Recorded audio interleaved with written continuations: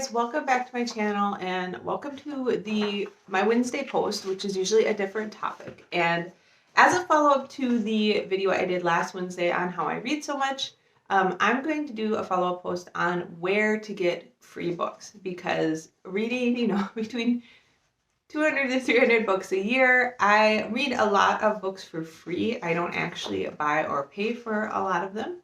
And I'm going to be totally blunt here and say I'm going to have to use a cheat sheet because there are a lot of sources for free books that I would really like to tell you guys about.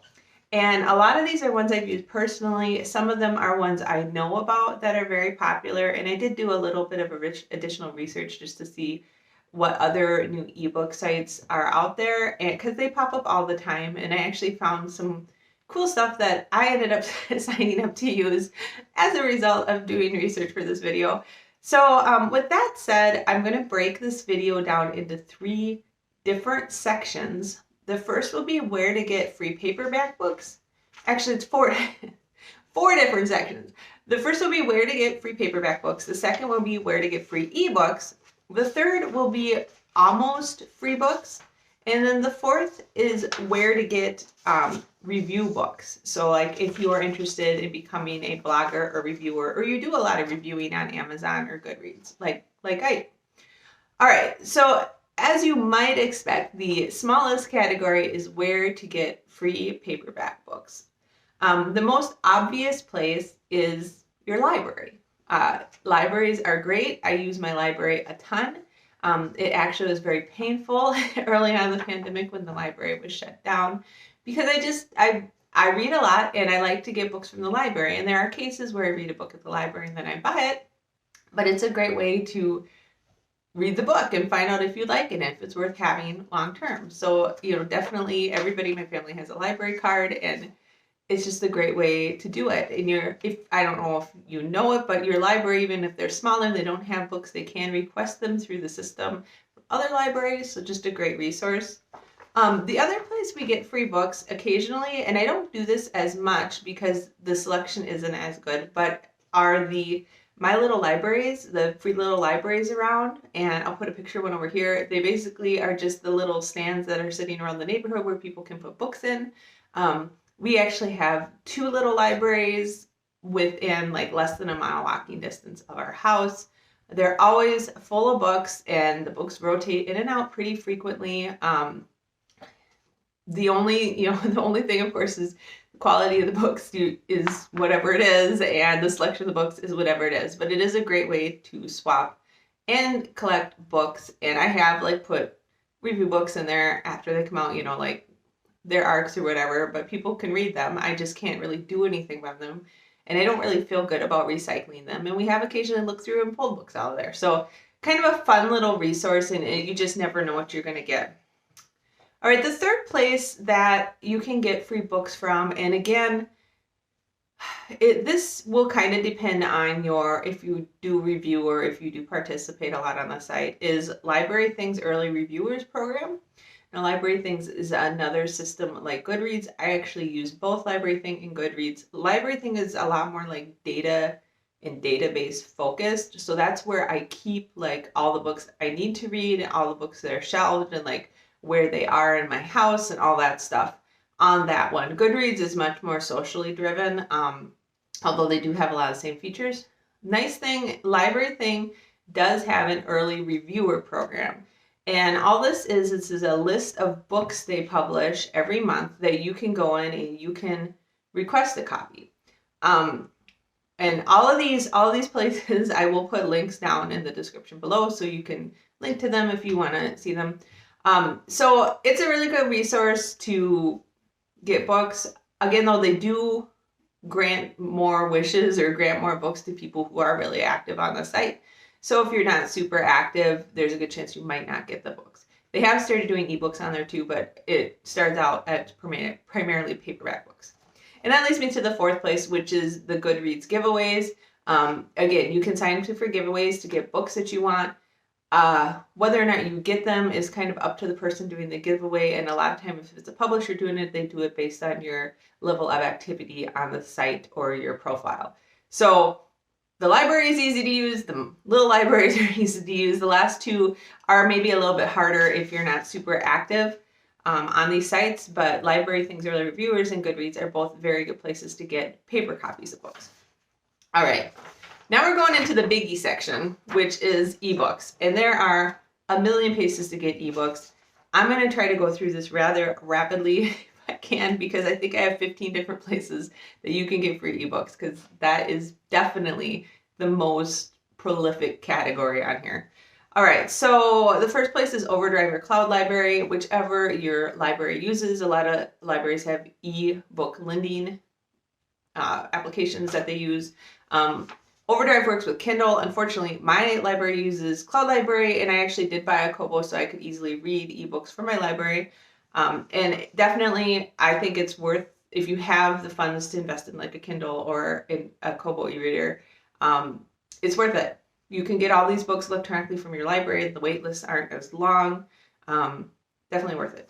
The second place you can get free ebooks is if you have an Amazon Prime account. There's two options that'll get you free books, and that is first reads. So Amazon always releases their first reads every month, and these are pre-release books where you can choose one if you have an Amazon Prime account. The second thing is the no rush rewards credit. So like if you opt to have your stuff delivered on your Amazon delivery day rather than 1 or 2 day shipping, a lot of times you get like a 99-cent e-credit that you can use for e-music or books, and it's kind of a roundabout way of getting free books, but I use it quite a bit. So both of those are really good. The other thing is just general Amazon free Kindle books, and I do have a link to this below to this search. There are a lot of free Kindle books on there, a lot of classics. A lot of times first books in a series will be free. So definitely check that out. And then there are Goodreads, again, has a Goodreads free shelves, which I've also linked below. And this is where people will post free ebooks on Goodreads.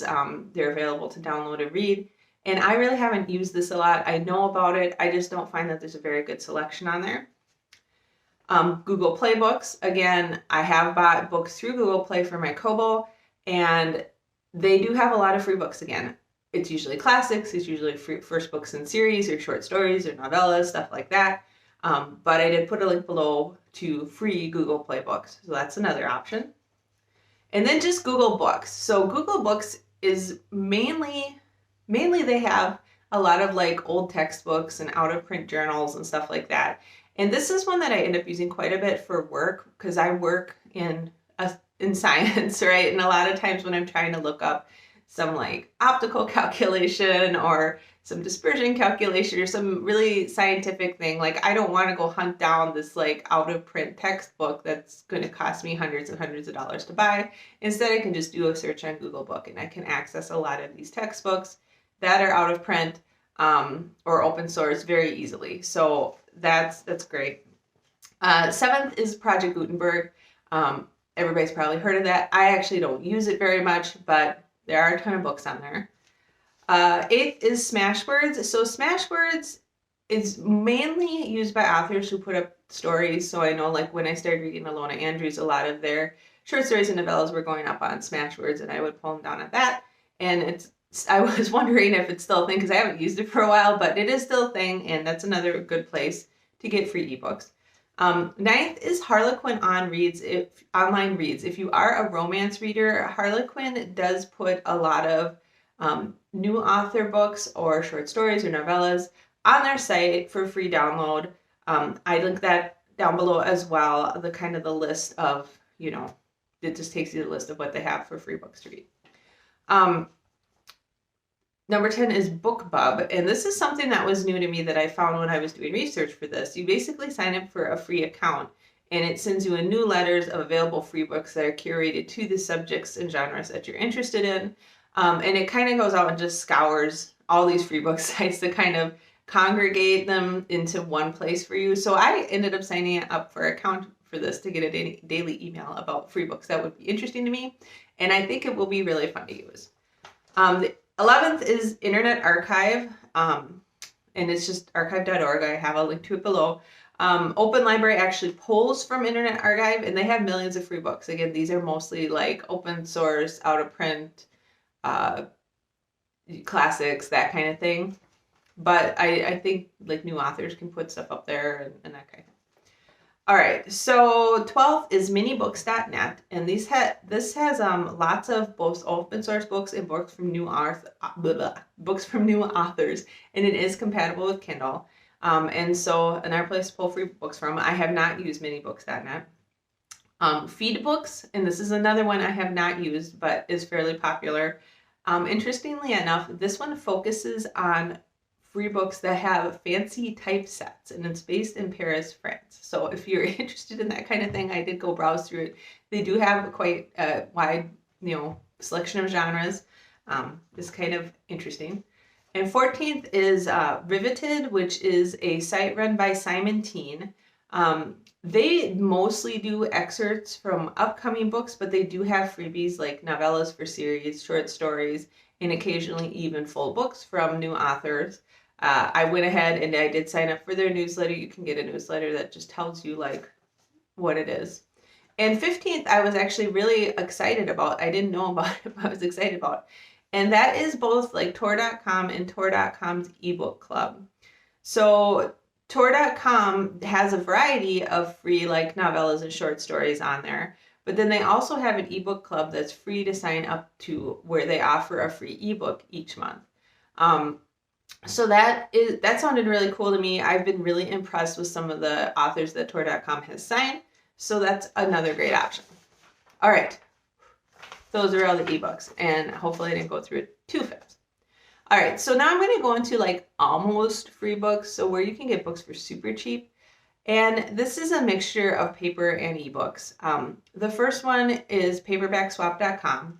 And I haven't used this as much in the last couple years, but I was using this a ton.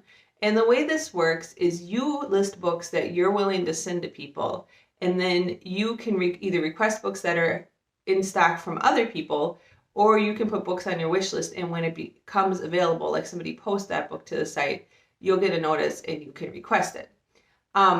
This works really well, and basically you're getting a book for the price of media mail postage, which isn't as good of a deal as it was a number of years ago. But the other thing about this site is it has a very active community. So I have a lot of friends on the site, and it's just a very active community. And a lot of people will be like, I'm getting rid of this 15 book series. Does anybody want it for 5 credits or something like that, right? And because it is media mail, it doesn't matter how many books you put in a box. So you can get books for very cheap if you do bulk swaps with people, and you can see people's bookshelves as well. So if like it comes up that, hey, this book on your wish list is available from this person's bookshelf, you can look at their bookshelf and you can add other books, and you can PM them and say, hey, I want to get these 10 books from you. Will you give me 4 credits for it? And a lot of people will say yes, because for them to spend, whatever, just one media mail postage for 4 credits is super cheap, and they get rid of 10 books or whatever. So there's a lot of that going on. It's worked really well. I have no complaints with that system. The second one on here is bookmooch.com, and it has a very similar system where people post books and you can request them and you can mail them books. I have found that the bookmooch community is not as active, and the interface is a lot harder to use. It's a lot harder to find things. So while I have used Bookmooch a few times, it's nowhere near. I've probably traded like hundreds and hundreds of books through Paperback Swap, and I have only done a few through Bookmooch. The other thing that I do talk a lot about on my Kindle, on my channel, is Kindle Unlimited. And that right now, if you hit a Kindle Unlimited membership when they're having a deal on it, I think right now I'm paying like $6.50 for unlimited Kindle Unlimited books. Which makes it very cheap to read a lot of Kindle Unlimited books.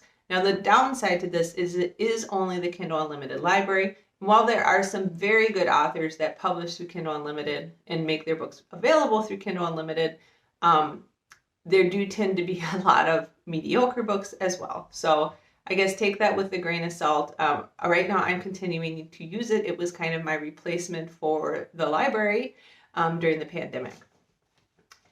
The other place that I read about but I haven't used, and I was looking into more because it looks really interesting, is the World Public Library. And for $10 a year, you get access to literally millions of books. And it does look like it's both Kindle and Kobo compatible. So that's an option if you are willing to pay $10 a year and get access to all these books. Again, a lot of these depend on how picky you are about your reading. All right. The last four I'm going to talk about are reviewer opportunities for free books. So if you do a lot of reviewing on Amazon or on Goodreads, or you have a blog where you review, like when I write a review for my blog, I post it on Library Thing, Paperback Swap, Goodreads, Amazon, I think that's it, and Audible if it's an audiobook. These four places are great places to get review books, but in order to usually get them, the publishers do screen when you request them, and you do need to have some sort of like reviewing resume. Like, this is my rank on Amazon, this is my rank on Goodreads, this is how many reviews I have, this is my blog and how many followers, and that kind of thing. All right. So the top one for those that I use the most often is netgalley.com, and netgalley.com has a wonderful selection of e-review books. They're usually posted a few months before the books come out. It's very easy to request them. It's very easy to build a solid profile on there. They've added a lot more functionality to it now. So when you put your review back onto the site, you can actually say, yes, I want to interact with this publisher. Yes, I want to interact with this author. And I have gotten a lot of opportunities to do like blog tours or author interviews or that kind of thing through NetGalley. So it's a great site for that, especially if you don't like, it's easy. Like, you don't have to do a lot of like one-on-one working with the publisher and author. You know, the second place I get a lot of books, and again, this is going to be a little bit more limited, is Amazon Vine. Now, Amazon Vine is a reviewer program that is invite only, and it is not limited to books. It's everything. And I don't know how many people they're adding to this program right now. But if you are part of Amazon Vine, you know it, and you can get a lot of review books for there. Although lately they're older and not as new and fresh as they once were. We're not quite sure what's happening with that program. The third place I use a lot is Edelweiss Above the Tree Line. And Edelweiss is somewhat similar to NetGalley, but it's much more focused at like educators and booksellers. And it is a little bit, since I'm not a bookseller or a librarian or an educator, I do have a little bit more trouble getting books for review from Edelweiss. I do get some, and a lot of publishers will post both on Edelweiss and on NetGalley. There's a lot more manga that goes up on like Edelweiss, and I honestly don't like reading my manga digitally, so I don't use it so much. But Edelweiss Above the Tree Line is a great place. If you do some reviewing, you can make a profile and you can request books from them. And the last place that you can get them is requesting from the publisher. And I used to have a lot of contacts at publishing houses for when I want books, and I still work a lot with like workbooks. The problem seems to be is a lot of the people who work in these publishing houses that are doing like publicity and contacting reviewers, it changes over really quick. So it's hard to keep track of who you're supposed to contact for review books. A lot of the publishing houses do have something on their site about it. So feel free to visit their webpage and just see if there's information on there. I'm not going to include any information for that. The last place that I'll mention for reviewer opportunities is working directly with the author. And this is not to pester an author, but a lot of authors will call for like early readers, or they'll have things on their blog or their website. A lot of them put out newsletters and offer like free books, free novellas, stuff like that themselves. Annette Marie is huge in doing all that, so I follow her a lot. And sometimes like somehow I got put on a reviewer list for Alona Andrews, so that's great. Trying to think other authors. I've had authors I've worked with off and on throughout the year. Jordan Rivet is one that I am on her list as a reviewer, so I get all emails from her when she's releasing a book. And then Sarah Beth Durst, I get a lot of stuff from her. She'll be like, hey, do you want to review this? The other one is KJ Sutton. Like, I'll get emails from her through Goodreads usually saying, hey, do you want to review this? You reviewed some of my other stuff. So working direct with authors is another way to get a lot of books if you're a reviewer. But I would recommend letting the author contact you, or contact them through the methods that they're asking you to contact them through, like if it's a contest on their blog or if they're looking for people to review, don't be crazy and bother them. So, all right. So I did go through that kind of fast, but I didn't want this to be too long of a video. So I hope that you guys enjoyed that. Again, everything I talked about is linked down below. I guess that's really all I have to say. If you enjoyed this, please give it a thumbs up and consider subscribing to my channel. I am posting videos every Wednesday on some topic like this, and then usually on Saturday for a stacking the shelves. I do some subscription box unboxings as well. Anyways, thanks for watching, and I hope that you get some great books that you're reading, and I will talk to you later. Bye.